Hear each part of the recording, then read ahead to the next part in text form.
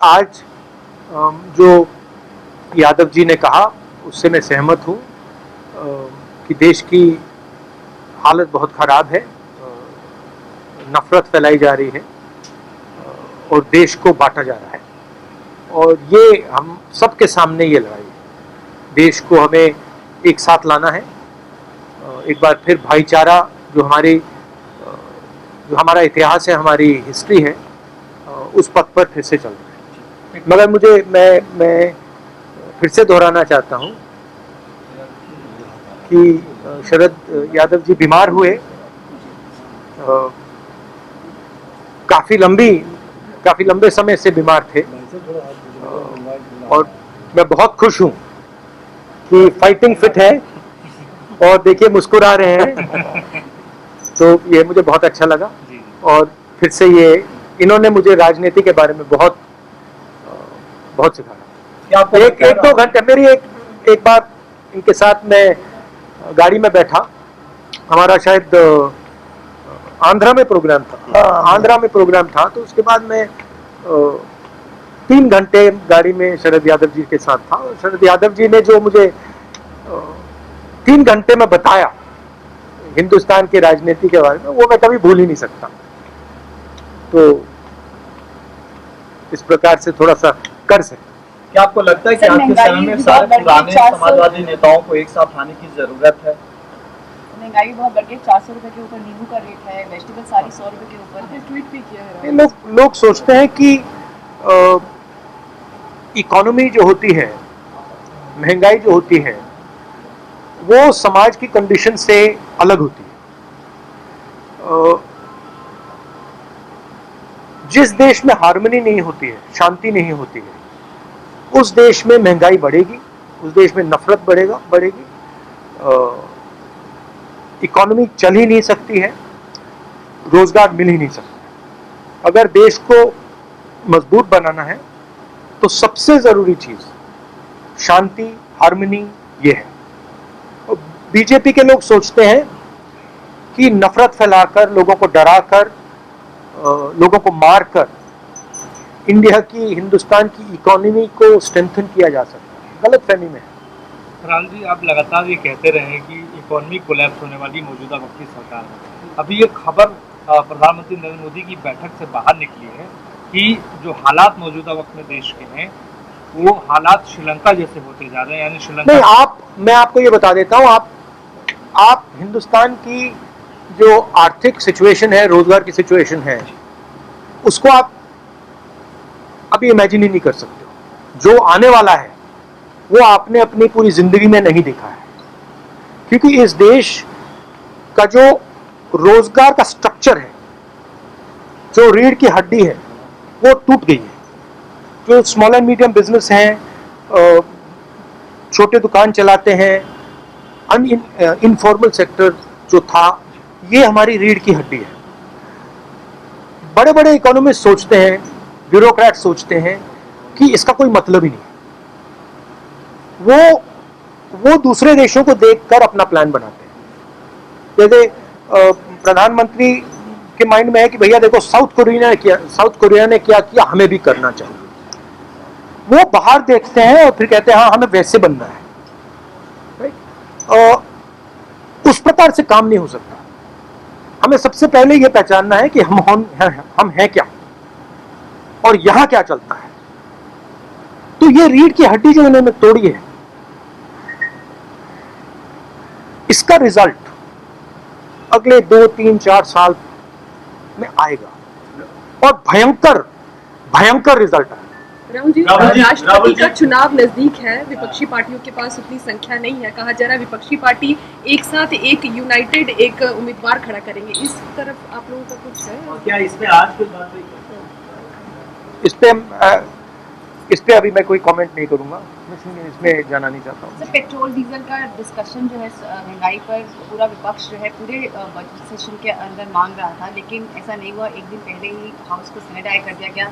Congress party ने तो ये इल्जाम लगा दिया कि सरकार जो है महंगाई के बहस से, चर्चा से डर के भाग गई। देखिए, रियलिटी से कोई नहीं बच सकता। टेम्पररीली मॉडर्न पॉलिटिक्स में रियलिटी से बचने का तरीका मीडिया है।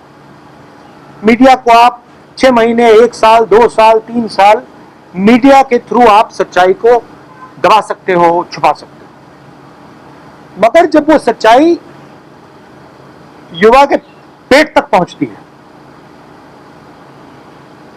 युवा के माता पिता के पेट तक पहुंचती है, तो फिर मीडिया उसको नहीं संभाल पाता। पिछले 2-3 साल मीडिया ने सच्चाई को छुपाया है। हमारे इंस्टीट्यूशंस ने, मीडिया ने, बीजेपी के नेताओं ने, आरएसएस ने सच्चाई को छुपा के रखा है। अब आस्ते आस्ते सच्चाई बाहर निकलेगी। वही हुआ है श्रीलंका में।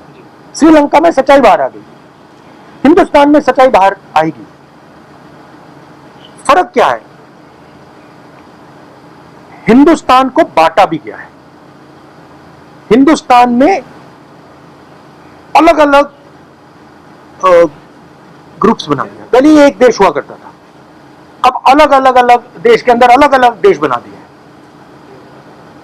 एक इन लोगों का देश, दूसरा इन लोगों का देश, तीसरा इन लोगों का देश, और इन सबको एक दूसरे से लड़ाया जाता है। तो जब ये दर्द आएगा तो हिंसा आएगी। अभी मत मानो मेरी बात, अभी मत मानो, 2-3 साल रुक जाओ। सत्ता पक्ष ये कह रहा है कि ये जो इलेक्टोरल मैंडेट है वो एक तरह से उनको इस बात का मैंडेट देता है जो पॉलिसी सरकार लेके आ रही है, या petrol diesel LPG, electoral mandate क्यों नहीं विपक्ष के साथ है? क्या आप लोग देश की जनता को कन्विंस करने में because there is 100% total domination of the instruments of communication of this country. Media is 100% controlled. CBI, ED, these institutions suppress the conversation. Other institutions block the conversation. Loudspeaker सरकार के हाथ में है। पहले क्या होता था? लाउडस्पीकर सरकार के हाथ में होता था, ऑपोजिशन के हाथ में होता था, कभी समाजवादी के पास चला जाता था, कभी कांग्रेस के पास चला जाता था, कभी बीजेपी के पास, बीएसपी के पास। अब क्या है? अब लाउडस्पीकर किसी पार्टी के पास नहीं है, अब लाउडस्पीकर आरएसएस और बीजेपी के हाथ में। राहुल जी नहीं तो मेरा तो जवाब क्या है? जवाब यह है कि इस कंट्रोल को बाईपास कैसे किया जाए। और आप देखना, जब सच्चाई लोगों को पेट में लगेगी तो ये आपका जो एम्पलीफायर है, लाउडस्पीकर है, ये फेल हो जाएगा।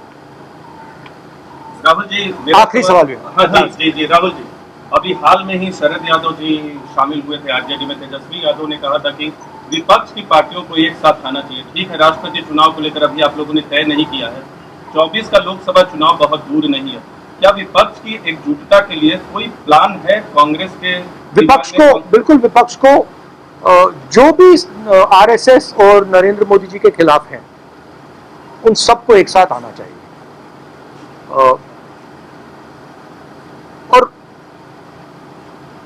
किस प्रकार आना चाहिए, क्या फ्रेमवर्क होना चाहिए, इस पर चर्चा हो रही है और इसको डेवलप करने की जरूरत है।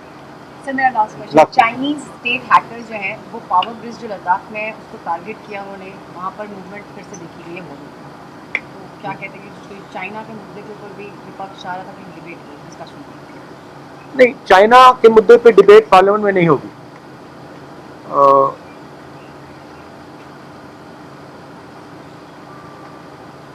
यूक्रेन में, यूक्रेन का प्रिंसिपल क्या है? आपने सोचा यूक्रेन का प्रिंसिपल क्या है? यूक्रेन का प्रिंसिपल यह है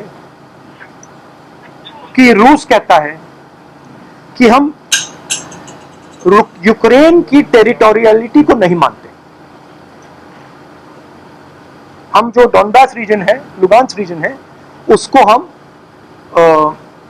यूक्रेन नहीं मानते। उस बेसिस पे रूस ने यूक्रेन पर आक्रमण किया। आक्रमण का लक्ष्य क्या है? यूक्रेन और